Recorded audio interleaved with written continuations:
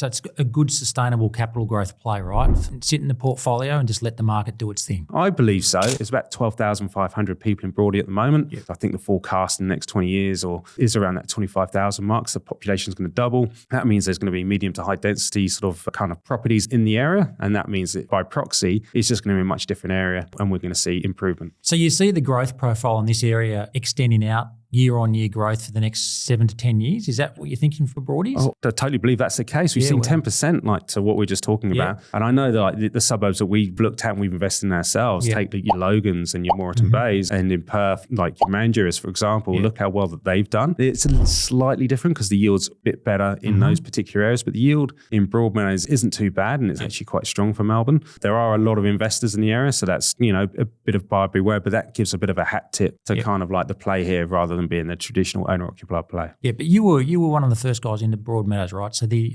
relationships you've got on the ground there are phenomenal, right? With a lot of the local agents. Absolutely. I clearly remember we were just buying off market at